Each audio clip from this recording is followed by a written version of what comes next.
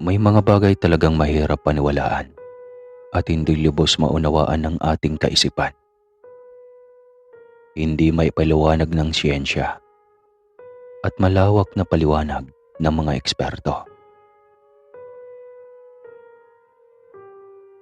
Sadyang maraming kababalagan na nag-iiwan sa atin ng misteryo na kahit kailan ay hindi makapagbigay sa atin ng konkretong kasagutan. Magandang araw po sa iyo, Sir Casper, at sa mga tagapakinig mo. Ako po si Leandro, at naglakas loob po akong magbahagi sa inyo ng aking sariling karanasan kasama ang aking mga kaibigan. Noong mga panahong nagtungo kami sa bahaging Capiz para makadalo sa Aswang Festival na nakapagpadulot sa amin ng hilakbot. Taong 2006, niyaya kami ng aming katrabaho na si Melvin sa kanilang lugar sa Capiz upang masaksihan ang pagdiriwang ng Aswang Festival na talagang pinakaabangan ng mga residente doon. Ayon sa mga kwento at usap-usapan ng matatanda, lalo na sa telebisyon ay tanyag ang Capiz sa dami ng mga aswang na naninirahan doon. At dahil sa paniniwalang iyon, ay napagkamalan pang aswang ng iba naming katrabaho na may lahing aswang daw si Melvin. Bagay na pinabulaanan niya at itinama ang baluktot na paniniwalang hindi lahat ng mga residente sa Capiz ay aswang. Karamihan daw ay mga dayuhan at ang iba ay buhay sa magkakaibang salinlahi. Kaya naman natigil na ang pang-aasar sa kanya ng ibang empleyado. Naisipan naming 5 na magbabarkada na mag-file ng leave at sumama kay Melvin dahil wala namang masama at mukhang hindi delikado na magtungo sa Capiz dahil hindi naman lahat ng naninirahan doon ay aswang. At saka nasa moderno na kaming panahon at alam naming hindi kami pababayaan ni Melvin kung anumang mangyari sa amin. Matapos ang 2 araw ay nakapag-impake na kaming lahat. Balak na sana naming mag-asikaso ng pagpapakasal ng aking nobyang si Carolina. Kaya naman mas nasabi kaming magbakasyon kahit kaunting sandali lang sa Capiz bago kami humarap sa altar. Kasama din namin si Raymond, Julia at Erlinda, pati na rin si Melvin. Bumiyahe kami ng mahabang oras at halos mahilo-hilo kami sa pagpapalipat-lipat ng aming transportasyon. Tinawagan ako sa cellphone ni Melvin at nabanggit niya na magkita-kita kami sa Rojas City, sa isang tiyak na lugar sa may tapat ng City Hall. Nang makalapag na kami sa Rojas City ay sumakay kami sa tricycle. At habang nasa biyahe ay nadaanan namin ang ilang malalaking gusali. At talagang masasabi ko na malaki ang naging pag-unlad ng lungsod na iyon. Bumaba kami sa City Hall at nakita namin si Melvin na malawak ang ngiting nakaabang sa aming lahat. Tuwang-tuwa kami sa maaliwalas niyang muka. Medyo maliit ang mukha niya. Nangingislap ang singkit niyang mga mata at wala kaming mabakas na anumang kabangisa ng aswang. Nabanggit niya na magsisimula ang parada sa ganap na 2:00 ng hapon. Kaya naman magtutungo na muna kami sa bahay ng kanyang mga kamag-anak para makapagpananghalian. Ipinagmalaki pa niya sa amin na naghanda ng masasarap na lamang dagat ang kanyang angkan para sa mga bisita. Kaya naman lalo na kaming nagalak sa aming mga narinig. Nag-abang kami ng jeep at agad kaming sumakay noong may humintong sasakyan sa aming harapan. Humigit kumulang 1.5 oras bago kami nakarating sa bahay ng kamag-anak ni Melvin. Hindi namin napigilang mang-usisa na kung bakit hindi kami dumiretso sa mismong bahay nila at bakit kailangan pa naming mag-stop over sa bahay ng mga kamag-anak niya. Paliwanag niya sa amin na nag-imbita sa kanya ang mga ito at mahirap tanggihan. Pero sinisigurado naman niya na pagkatapos naming magtungo sa bahay ng kanyang mga kamag-anak, ay pupunta na kami sa bahay ng pamilya niya. Nang makarating kami sa labas ng bahay ay huminto ang jeep na sinasakyan namin. Nanlaki ang mga mata namin at halos hindi kami makapaniwala sa laki ng bahay. At iisipin pa naman yun ang naturang bahay. May nakakita sa amin sa gate, kaya kaagad kaming ipinapasok sa loob. Ipinakilala ni Melvin si Mang Bencio, na hardinero sa bahay na iyon. May katandaan na ito, pero kita pa rin namin ang kakisigan ng kanyang katawan. Nang makapasok kaming lahat sa loob ng bakuran, ay nahawakan niya ako sa braso at pasimpleng tinanong kung anong relasyon namin kay Melvin at kung gaano namin siya lubos na kakilala. Sa puntong iyon ay magalang ko siyang sinagot na kaibigan namin si Melvin at halos 3 buwan ko pa lang siyang kaibigan, buhat nang makapagtrabaho siya sa aming kumpanya. Pinagmasdan ako mabuti ng hardinero at bahagyang binulungan sa mabilisang paraan. Binalaan niya ako na habang maaga pa ay umalis na kami at huwag nang kaming magpapaabot ng gabi sa lugar na iyon kung gusto naming makauwi ng buhay sa aming bayan. Napakunot noo ako at hindi ko maunawaan ang mga sinasabi niya. Pero bigla na lang nagtaasan ang mga balahibo ko sa batok sa matinding kabang na nararamdaman. Napansin ni Melvin na magkausap kami ng hardinero. Kaya naman sinabihan niya ako na pumasok na ako sa loob ng bahay. Tumalima ako at tumangon na lang sa hardinero bago ako sumama kay Melvin at sa iba pa naming kasama. Pero napasulyap akong muli sa hardinero at nahagip na mga mata ko na tinitignan siya ng masama ni Melvin bago binalingan kami ng tingin.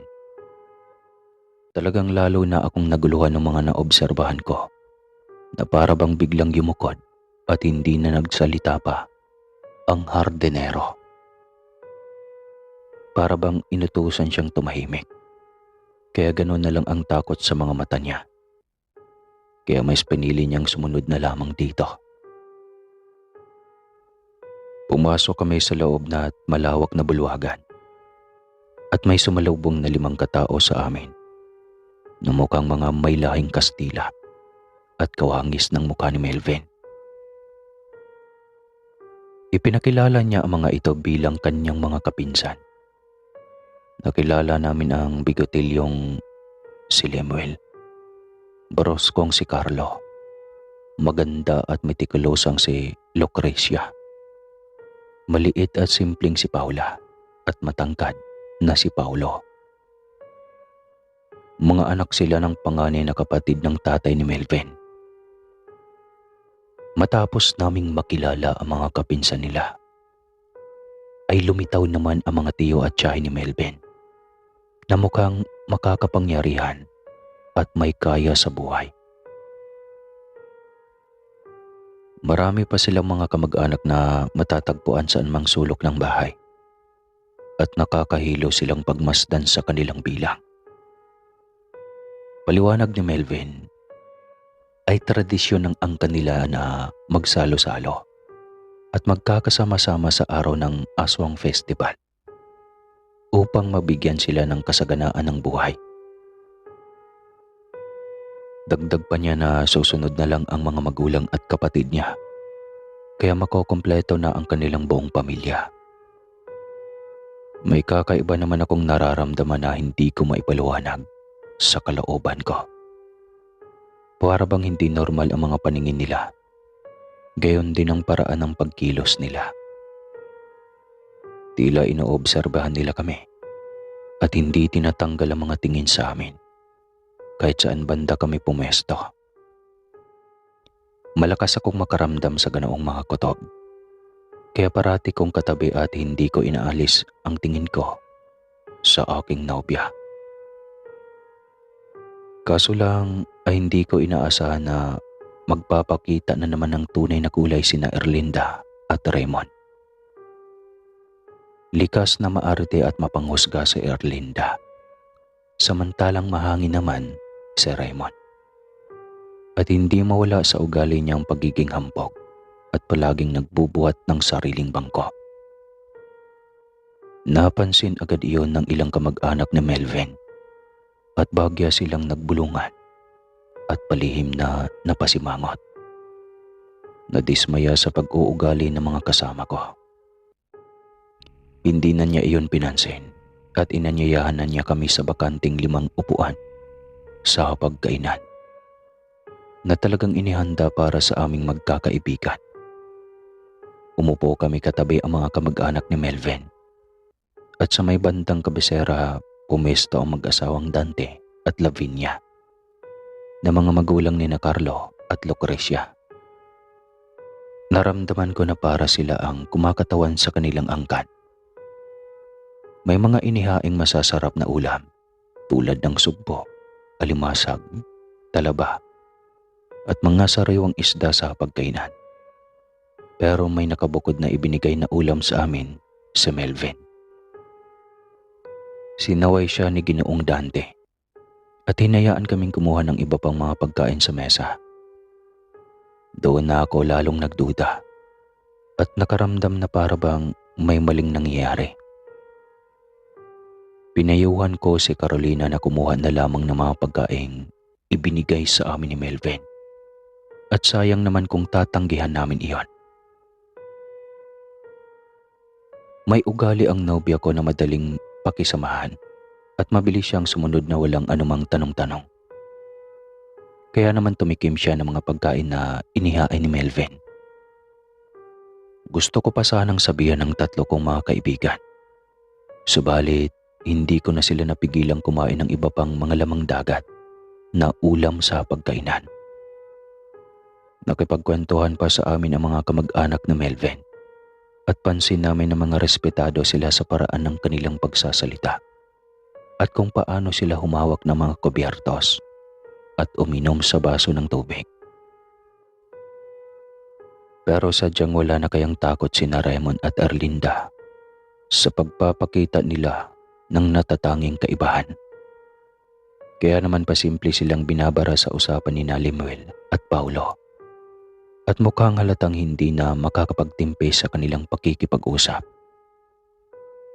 Natigil lamang ang kumuntika ng mamuong tensyon noong mabago ni Ginoong Dante at Ginang Lavinia ang paksa ng usapan. Nabanggit nilang maganda at makulay ang parada na talagang kakakilabutan namin sa magagarang kostyum ng mga kalahok doon. Marami pa ding aktibidad sa plaza na tiyak na ikakatuwa daw namin at hindi kami magsisisi na nakisiya kami sa Aswang Festival. Natapos na kami sa pagkain ng muling magsalita si Ginoong Dante. Kaalinsabay si Carlo. Ipinaliwanag nila na taon-taon ay may ginagawang palaro ang kanilang angkan hanggang sa pagsapit ng hating gabi upang magtaboy ng malas at magkaroon ng masaya at masaganang buhay sa loob ng 1 taon. Mayroong huling laro ng tagu-taguan pagsapit ng hating gabi at kung sino ang mananalo ay siyang makakatanggap ng premyo. At dahil sa nakasama kami ni Melvin sa kanilang mga kamag-anak, ay malugod kaming inanyayahan sa gaganaping paglalaro sa ating gabi. At pagkatapos niyon, ay doon na kami magpapahinga sa buong magdamag. Nagkatinginan kami at nabalot ng kasabikan, kaya naman wala na kaming ibang masabi kung hindi ang tatanggapin ang kanilang alok. At ganoon na lang nangislap sa tuwa ang mga mata ng mga kamag-anak ni Melvin. Hindi nagtagal ay saglit kaming sinamahan ni Melvin sa aming magiging kwarto sa second floor ng bahay. Napakalawak ng pasilyo sa itaas. At marami din ang mga kwarto. Mukhang lugar iyon kung saan doon mismo pinapatuloy ang mga bisita. Mga antigo ang kanilang kasangkapan, pero napakalinis at wala kaming makitang anumang dumi o alikabok. Araw-araw palang nagpapalinis ng buong bahay si Ginang Lavenia sa kanyang mga katiwala. Dahil ayaw nila ng marumi at napaka-istrikto niya pagdating sa kalinisan. Magkakasunod lamang ang aming silid-tulugan, pero mas minabuti naming magkasintahan na magsama na lang sa iisang kwarto. Nagbihis kami at naglinis ng katawan bago kami nagpaalam sa mga kamag-anak ni Melvin para manood ng parada. Agad naman nila kaming pinayagan, pero pinaalalahan na pagsapit ng alas 7 ay dapat nakabalik na kami sa bahay dahil sabay-sabay kaming maghahapunan. Tumalima kami at umalis na rin kami matapos ang ilang sandali. Nang makalabas na kami sa bakuran, ay napansin ko si Mang Bencio. Nakatatapos lamang maggupit ng mga dahon at mukhang papasok na siya sa loob ng malaking bahay. Dumiretso na kaming magkakaibigan sa pasakay sa tricycle. At nang makarating kami sa sentro, ay doon namin natunghayan ang kagilagilalas na parada, kung saan nakakita kami ng mga nakakapangilabot na kostyum ng kapre, maligno at maging tiktik. Talagang kahit ang make-up nila ay sadyang nakakatakot at nagmukhang makatotohanan ang kanilang mga karakter. Matapos ang mahaba at makulay na parada ay nanood pa kami ng mga patimpalak sa may plaza at iba pang gusali hanggang sa inabot na kami ng paglubog ng araw. Mabuti na lamang at bago mag-alas 7 ay nakabalik na kami sa bahay at inabutan naming abala ang angkan sa pag-aasikaso ng mga inihandang pagkain sa mesa. Binalak naming tumulong, subalit hindi na nila kami hinayaan at pinaupo na lang nila kami sa mga upuan bilang bisita. Pero katulad pa rin ng dati ay may ibinukod na namang pagkain sa amin si Melvin. At talagang masama na ang kutob ko noon. Pero nangibabaw pa rin ang pagtitiwala ko sa kanya sa kabila ng misteryong bumabalot sa pagpapakain nila sa amin. Kinain ko na lang ang ibinukod niyang pagkain at napansin ko na nagkasulyapan sina Melvin at Ginoong Dante na mukhang hindi kaaya-aya ang ipinapahayag ng kanilang mga mata. Hindi naman nagtagal at umiwas na sila ng tingin at ibinaling na sa karamihan ang kanilang atensyon.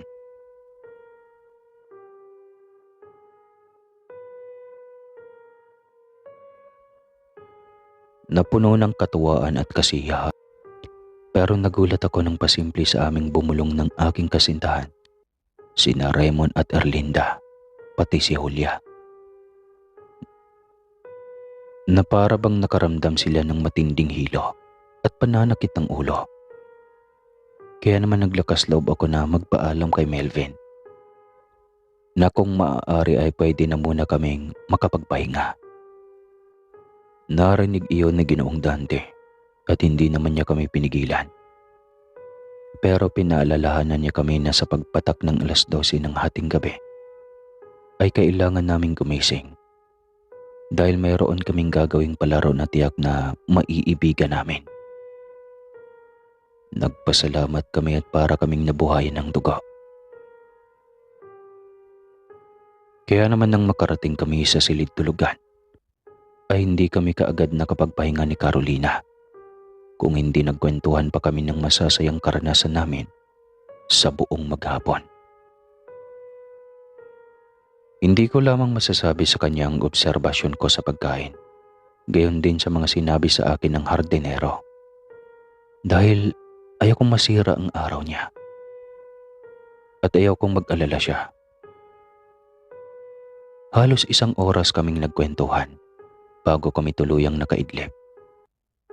Pero nabitin din kami sa kinalaunan dahil biglang may malakas kaming narinig na sirena sa loob ng bahay. Tinignan ko ang relo ko at pasado 12:00 na pala ng hating gabi. Kaya naman nagmadali kaming bumangon at nang magkita-kita kaming magkakaibigan ay nagtungo kami sa bulwagan. Nagulat kami at lahat ng angkan ay nakahanay, mula sa pinakabata hanggang sa pinakamatanda, habang nasa may unahan sina Ginoong Dante at Ginang Lavenia. Dumagundong ang tinig nila at pinapalapit nila kami sa kanilang angkan bago sa amin sabihin ang sistema ng palaro. Simple lang naman ang taguan. Kapag nahuli kami ng pamilya ni Ginoong Dante at hindi kami nakarating sa home base sa bahaging dingding sa pasilyo, malapit sa may pinto, ay tiyak na kami ang talo. Subalit kapag hindi nila kami natagpuan at nauna kaming makarating sa pasilyo, ay kami ang tatanghaling panalo sa laro. Pumayag kami sa ganong laro. Kaya naman ang humudyat si Ginoong Dante. At nakapag-umpisa na siyang bumilang, ay tsaka kami kumaripas ng takbo. Kaso, nagkahiwa-hiwalay kami ng mga kaibigan ko. Lumiko sa may gawing kusina sina Raymond at Julia. Samantalang kami naman ni Carolina at Erlinda ay pumasok at nagtago sa loob ng cabinet. Lumakas ang kabog sa dibdib namin. Lalo nang maulinigan namin ang tinig ni na Carlo at Limuel at mukhang nahuli nila si Julia. Kaya lalo na kaming kinabahan. Nanahimik kami ng ilang minuto hanggang sa may maulinigan kaming mga yabag ng paa na naglalakad sa may kusina patungo sa aming direksyon. Nanahimik kami at nakiramdam. Halos pigil hininga kaming hindi gumalaw sa pwesto namin, kahit madilim at masikip. Makalipas ang ilang sandali ay tumigil ang mga ingay ng yabag ng paa at mukhang nakalayo na silang lahat. Nakahinga kami ng maluwag, kaya naman sinubukan naming lumabas sa loob ng cabinet. Pagbukas ng pinto ay luminga-linga kami sa paligid at wala namang kaming nakitang sino man. Kaya dahan-dahan kaming naglakad patungo sa may pasilyo. Pero sa kamalasan namin ay biglang may mga anino sa bandang likuran namin. Eksaktong paglingon namin ay tumambad sa mga paningin namin sina Pablo at Limuel na mukhang nagbagong anyo. Tinubuan ng matutulis na mga pangil. Mabalahibong balat na animay sa kawangis ng mabangis na hayop. At may mga nagbabagang mga mata. Katulad ng aswang ang kanilang kaanyuan. At dahil doon ay napasigaw ng ubod lakas si Erlinda. Nakakita ako ng babasaging florera at inihagis ko iyon sa 2 aswang. Subalit napakabilis nilang umilag at nagkapera-peraso ang babasaging florera na bumagsak sa sahig. Umangil at nagtangis lamang ang mga pangil nila habang naglalaway sila ng malalapot. Kaagad na rumestro sa isip namin ang tumakbo at tumakas. Kaya naman bago pa sila gumawa ng anumang hakbang, ay tumakbo na kami ni Carolina at hinigpitan ko ang pagkakahawak sa kanyang mga kamay. Subalit hindi ko kaagad nabigyang pansin si Erlinda.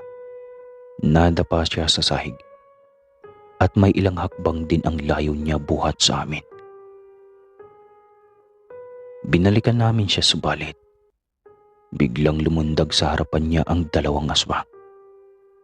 Naghanap kami ng pwedeng ipanlaban sa kanila, subalit wala kaming nakita. Nilapitan ako ni Limwell at sinakal ako sa leeg. Ginantihan ko siya at buong lakas na sinuntok sa muka. Subalit dumulas ang kamao ko, pero nabitawan naman niya ako sa lakas ng buwelo. Halos mapabagsak siya sa sahig. Hindi ko na magawang matulungan si Erlinda dahil sinabunutan at hinila siya ni Pablo pabalik sa may kusina. Sumisigaw si Erlinda habang humihingi ng tulong. Galit na galit kami ni Carolina habang pinagmamasdan siyang papalayo sa aming kinaroroonan. Bago pa makabawi si Limwell ay mabilis kaming tumakbo palayo ni Carolina. Naisipan naming umakyat sa second floor.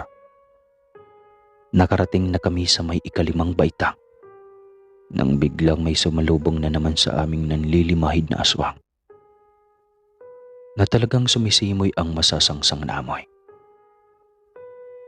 Nakikipagtagisan ako ng lakas sa lalaking aswang. Hinawakan ko siya sa tigkabilang kamay kahit madulas ang buong katawan niya dulot ng langis. Inihampas ko ang ulo ko sa ulo niya. Pagkatapos ay binitawan ko ang mga kamay niya at sinikmuraan siya bago ko siya itinulak pababa ng hagdan. Namumutla sa takot ang reaksyon ni Carolina. Pero sa huli ay umagapay siya sa akin at sinigurado na hindi ako masasaktan. Umakyat kami sa hagdan at nang makarating kami sa itas na bahagi ay siniyasat namin ang bawat sulok upang makasigurado na walang aswang bago kami magdesisyong bumalik sa aming silid tulugan. Pumasok kami sa loob at inilak ko ang pinto. Pagkatapos ay pinagtulungan naming mahila ang isang malaking lamesa na iniharang namin sa pinto. Makalipas ang ilang sandali ay naupo kami sa kama at doon na nagumpisang umiyak si Carolina.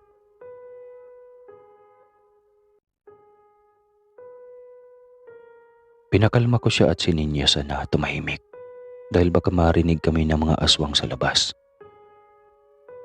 Pero kahit anong pilit ko na pakalmahin si Carolina at paniwalain ang sarili ko na magiging maayos ang lahat, ay hindi mangyayari. Dahil nararamdaman ko na napakaliit lamang ng pag-asa na magkakaligtas kami sa lugar na iyon.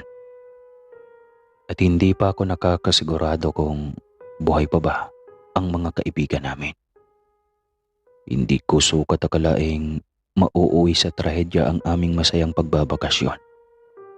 Wala sa hinagap ko na talagang makakakita ako sa personal ng totoong aswang. At ang masakla pa ay kamag-anak pa ng kaibigan namin. Nanatili kami ng ilang sandali sa kama nang may maulinigan kaming kumakalusko sa gawing bintana. Sinaunang bintana iyon na yari sa kapis, kaya naman madaling buksan. Palakas ng palakas ang ingay sa may bintana at para bang may lumalapag na malaking ibon. Pumunta ako sa gawing bintana upang alamin kung ano ang bagay na iyon. Pinayuhan ako ni Carolina na huwag nang buksan ang bintana dahil baka may mangyaring masama sa akin. Pero nagpumilit ako dahil naisip ko na kung hindi ko iyon bubuksan ay malamang magpumilit ang nilalang sa kabila niyo na sirain ang bintana. Kaya mabilis kong binuksan at hinawi ang bintana. Pagkabukas ko ay tumambad sa harapan ko ang isang malaking babae na malaalambre ang makapal na itim na buhok. Puno ng dugo ang kanyang bibig na napapalibutan ng matutulis na mga pangil. at talagang namumula ang mga mata habang nagtataglay siya ng malalaking pakpak na animoy pakpak ng paniki. Kamuntik na niya akong dukwangin. Mabuti na lamang ay kaagad kong naisarado ang bintana at naipit ang dulo ng kanyang mga daliri. Inipit ko pa iyon upang hindi niya mailusot. Umangil siya ng umangil at sa mabilisang paraan ay nahila niya palabas ang kanyang mga daliri. Dumagundong ang malalakas na kaba sa dibdib ko at nakita ko na panay ang pagluha ni Carolina habang namumutla sa takot. Nilapitan ko siya at niyakap ng mahigpit. Pagkatapos na yun ay kinuha namin ang aming mga gamit at iginayak ang bag. Inilagay namin sa malalaking bulsa ang mga wallet at maingat naming pinagtulungang hilahin ang lamesang nakaharang sa pinto. At pagkatapos ay pinihit namin ang seradora. Naglakas loob kaming tumakas at nagbabakasakali kami na makakaalis kami sa loob ng bahay. Walang katao-tao sa labas kaya nagbandali kaming bumaba ng hagdan. Maingat at maliliit pa ang kilos namin. Sa takot na may masumpungan kaming mga aswang. Pero napakatahimik ng paligid. Kaya dumiretso kami sa paglalakad sa ibabang bahagi ng bahay. Lumakad kami at nang makarating kami sa likurang pinto, ay inisip naming mas ligtas kung doon kami dadaan kaysa sa may harapan. Binuksan namin ang pinto nang biglang lumitaw sa harapan namin si Melvin na parang nasisiraan ang ulo. Nakabungis-ngis sa amin at nangingislap ang mga mata. May hawak siyang malaki at mahabang tubo at mabilis niya iyong ipinukpok sa ulo ko bago pa ako makasalag sa kanya. Nahilo ako at pagkatapos ay nagdilim ang paningin ko at hindi ko na alam ang kasunod na nangyari. Pagkamulat ng mga mata ko ay nasa isa kaming malawak na bakuran kung saan may mga aswang na sumasayaw at kumakanta habang may malaking kawan na may kumukulong tubig kung saan inilalagay ang iba't ibang bahagi ng pinutol-putol na katawan ng mga tao. Nakatayo kami ni Carolina at nakatali ang aming mga kamay at paa sa mahabang kawayan. Nakita namin sa di kalayuan si Ginoong Dante, pati ang asawa niya, na nakaupo sa dambana katabi ang mga anak. May mga aswang na sumasamba sa kanila at pinagpapasapasahan ang kalis na may likido na kanilang iniinom. Nagpopumilit kaming makawala subalit napakahigpit ng pagkakatali sa amin. Dumagundong ang malalakas na tunog ng tambol sa paligid. Gayon din ang mga nakakapangilabot na himig ng mga aswang. Pakiramdam namin ni Carolina ay iaalay kami ng mga aswang sa pamilya ni Ginoong Dante na mukhang kinikilala nila bilang Panginoon. Walang ano-ano ay lumakad sa direksyon namin sina Carlo at Lucrecia. Bahagyan nila kaming inamoy-amoy at pagkatapos ay dinilaan sa aming mga pisngi. Kasunod niyon ay pinalapit sa amin si Melvin. Doon na sumiklab ang galit ko. Pinagtaasan ko siya ng boses at itinanong namin ang tungkol kina Raymond, Julia at Erlinda. Nasabi niya na wala na sila at naialay na sila sa kanilang pinuno. Humalakhak sina Carlo at Lucrecia bago pa nila kami iniwan kay Melvin. Inilabas ko lahat ng hinanakit ko kay Melvin. Pero gano'n na lang ang pagluha niya habang ipinapaliwanag sa amin ang buong katotohanan. Base sa mga isinasalaysay niya, tumiwalag sa pagkain ng karne ng tao ang kanyang mga magulang at kapatid. Hindi na rin sila sumasama sa anumang okasyon ng angkan. dahil ayaw na nilang makagawa pa ng karahasan sa mga tao. Bagay na ikinasuklam ng kanilang angkan kung kaya't pinagbalakan ni silang patayin upang hindi na tumagal ang kahihiyang idinudulot nila sa pamilya. Subalit, nakiusap si Melvin na bigyan ng ikalawang pagkakataon ang pamilya niya at huwag silang patayin. Kapalit na siya ang magsakripisyo para mailigtas lamang ang mga buhay nito. Nakipagkasundo sa kanya ang angkan sa kondisyon na siya ang magdadala ng mga isasakripisyong tao sa bawat taon para mapanatili ang kasaganahan ng buong pamilya. Pero sa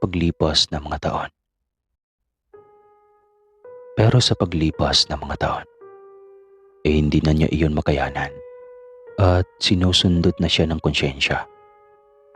Kaya naman ipinangako niya sa amin na itatakas siya kami sa lugar na iyon.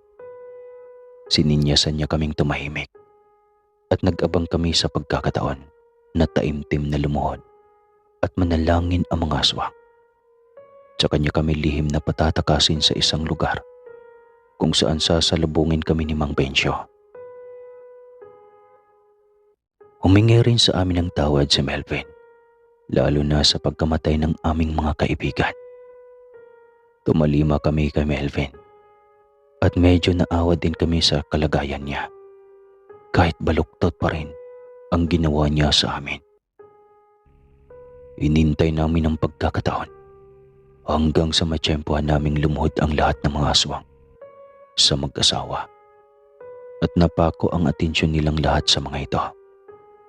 Pinagpuputol ni Melvin ang mga panali sa pamamagitan ng matalas na kutsilyo at nang makawala kami ay pinayuhan niya kaming lumakad patungo sa maraming puno.